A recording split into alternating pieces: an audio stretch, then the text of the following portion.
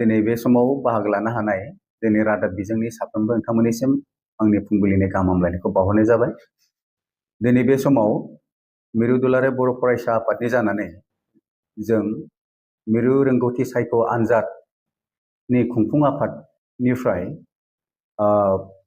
जोंनि बोसोरफ्रोमबो खुंबोबाय थानाय जा मिरु रोंगौथि सायख' आनजाद, बे सायख' आनजादखौ खुंनायनि सोमोन्दै आं फंनैसो बाथ्रा फोसावनो सानदों। मिरु दुलाराय बर' फरायसा आफादा बर' बिजोङाव फरायनाय फरायसाफोरखौ बादायलु मुगाजों गोरोबनानै बादायारि गोसो जाखांहोनायनि थाखाय आरो बादायनाय आनजादफोराव बाहागो लानायनि माखासे एक्सपिरियेन्सखौ बानायनो थाखाय मिरु दुलाराय बर' फरायसा आफादा सिगांनिफ्रायनो मिरु रोंगौथि सायख' आनजाद बेखौ खुंबोबाय थादों। देग्लाय बियो 9थि बोसोराव आगान होदों आरो बे 9थि बोसोरनि जिखिनि मिरु रोंगौथि सायख' आनजाद, बे आनजादखौ जोङो मिरु रोंगौथि सायख' आनजाद खुंफुं आफादा फैगौ डिसेम्बर दाननि 15 खालाराव खुंनो थाखाय थि खालामनाय जादों। आरो बेनि थाखाय जोङो गासैबो हाबाफारिखौ साखाफारा खालामजोब्बाय, गासैबो खामानिखौ जों फोजोब्बाय आरो बेनि जिखिनि एप्लिकेसन साबमिसन बा आर'ज बिलाइ गथायनाय बेखौ जों दिनैनिफ्राय जागायनो सानदों।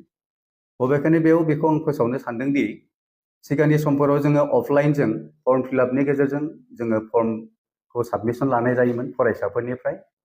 नाथाय एइबारनि बेलायाव जोङो बेखौ एसे आपग्रेड खालामनानै दानि जिखिनि अनलाइननि मुगा, बेवहाय जोङो अनलाइननि गेजेरजों जोङो फरायसाफोरनि फर्म फिलआपखौ खालामनो थाखाय थाम थिम खालामनाय जादों। आरो बेनि थाखाय जों अलरेडि एप मोनसे बानायनाय जाबाय आरो बे एप्सखौ जोङो दिनैनि गेजेराव फोसावगोन। आरो बे एप्सआव जोङो मोनफ्रोमबो मिरु दुलाराय बर' फरायसा आफादनि सिङाव थानाय जायफोर आनसलिक कमिटिफोर, बे आनसलिक कमिटिनि सोद्रोमाफोरनिफ्राय जोङो बेवहाय रेजिस्ट्रेसन खालामनानै सोनाय जागोन आरो बिथांमोननि गेजेरजोंनो बे अनलाइन एप्सआव जोङो फरायसाफोरनि फर्म फिलआपखौ खालामनो हागोन। दा बेवहाय बेखौनो फोसावनाय जादोंदि सिगांनि बोसोरफ्राव जि नेमखान्थिफोरजों बे आफादखौ बे आनजादखौ खुंनाय जायोमोन, बेबो देग्लाय बे एखे नेमखान्थियानो बेवहाय जागोन। जोङो फैगौ 15 खालाराव बे आनजादखौ खुंनो थाखाय थिग खालामनाय जादों। आनजादनि थाखाय जों मिनिमाम मोनसे फिस लानाय जादों, बे जाबाय 30 रां। आरो बे आनजादनि रिजाल्टखौ होनो जों आखायाव लादों 8 जानुवारि। आरो बिनि जिखिनि बान्था, बे बान्थाखौ जोङो दुलाराय बर' फरायसा आफादनि जिखिनि फैगौ जथुम्मा, बे जथुम्मायाव फोसावहैनाय जागोन आरो बेवहाय रानहैनाय जागोन बिनि बान्थाखौ। बेनि अनगायैबो बेवहाय जिखिनि खामानिफोरखौ मावनांगौ, जोंहा दुलाराय बर' फरायसा आफादनि सिङाव थानाय जायफोर आनसलिक कमिटिफोरनिसिम गासै खामानिखौ बिथोनखौ हरजोबनाय जागोन। आरो मोनफ्रोमबो आनसलिक कमिटिनि सिङाव जायफोर मिरु थावनि जागोन, बेवहाय आनजाद खुंफुं मिरु, बे आनजादसालियाव बे आनजादफोरा जिरायनाय जागोन। आरो आनजादनि थाखाय जोङो गासै गांब्रै साबजेक्ट बेवहाय लानाय जादों। सिगांनि समावबो बे गांब्रै साबजेक्टआवनो लानाय जायोमोन, जेरै मेथ्स, साइन्स, इंलिस आरो जिके। बे गांब्रै साबजेक्टआव जोङो आनजादखौ खुंनाय जागोन। आनजादनि टटेल मार्कआ जागोन 200। आनजादखौ होनो थाखाय थाखो 9 आरो 10 बे मोननै थाखोनि थाखाय बे आनजादखौ खुंफुंनाय जागोन। दा बेनिखायनो बे समाव आं बेखौनो फोसावनो लुबैदि सिगांनि बोसोरफोरावबो आसामनि दाब दाब जिल्लानि गोबां फरायसाफ्रा बे आनजादखौ होदोंमोन आरो बेवहाय जायफोर रोंगौथि गोनां फरायसाफोर बिथांमोना बान्थाबो मोननो हादोंमोन। जों बेवहाय बान्थाबो फोसावदों। बे बान्थाया जाहैदों जाय टप मार्क मोनगोन बे आनजादाव, जाय एकदम सेथि सिगां सारियाव आवग्रिनो हागोन, बिथाङा 20,000 बान्था मोननाय जागोन दुलाराय बर' फरायसा आफादनिफ्राय। जाय नैथि जायगाखौ आवग्रिनो हागोन बिथाङा 15,000 मोनगोन। जाय थामथि जायगाखौ आवग्रिनो हागोन बिथाङा 10,000 बान्था मोननाय जागोन।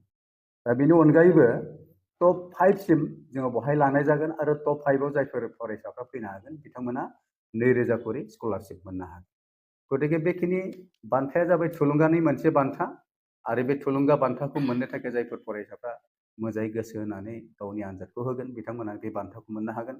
बबेखानि बिनि अनगायैबो बे आनजादनि गोबां गोनांथार माखासे गुरुत्वपूर्ण बाथ्राया जाहैदों, बे आनजादखौ होनायनि गेजेरजों फरायसाया गावखौनो फैगौ मेट्रिक आनजादनि थाखाय बेसेबां प्रिपारेसन खालामदों बेखौबो मोनदांनो हागोन। लोगोसे बादायलु जिखिनि मुगानि जिखिनि बादायारि आनजादफोर, बे आनजादाव होनायनि माखासे एक्सपिरियेन्सखौबो मोननो हागोन। गतिके बे आनजादाव सिगांनि समफोराव जेरैबायदि फरायसाफ्रा आनजादाव जिरायदोंमोन, जों देग्लायबो आसा बेनिख्रुइ बांसिन फरायसाफ्रा बे आनजादाव जिरायगोन आरो जों दुलाराय बर' फरायसा आफादनिफ्राय जेसेबां निट एन्ड क्लिनै बे आनजादखौ खुंनो हायो बेखौ जों खुंनो नाजानाय जादों आरो बेवहाय जाहाथे जेबो गोरोन्थि थाया, बेनि रिजाल्ट फोसावनायनिफ्राय लानानै बिनि गासै माने नायफामनायनिफ्राय लानानै जों गासैखौबो थिग खालामनो थाखाय साखाफारा जाखाजोब्बाय। बेनिखायनो बयनिसिमबो खावलायनाय, दिनै बे समाव जों दिनैनिफ्राय बे मिरु रोंगौथि सायख' आनजादनि जिखिनि आनजादनि फर्म फिलआप बे दिनै हरनिफ्राय जागायगोन बा गाबोननिफ्राय मोजाङैनो बेखौ खालामनो हासिगोन। लोगोसे दिनैनिफ्राय बे मिरु रोंगौथि सायख' आनजादनि जिखिनि फर्म फिलआप बेयो जागायगोन आरो बेखौ 8 डिसेम्बरसिम लानाय जागोन। बेखौ अनलाइन लानाय जागोन आरो बे अनलाइन फर्म फिलआपनि थाखाय जोंनि साफ्रोमबो फरायसाया जोंनि दख'रानि फरायसा आफादजों लोगोआव थानानै बे फर्म फिलआपफोरखौ खालामनो थाखाय आं खावलायनाय जाबाय। दिनै बेखिनियानो।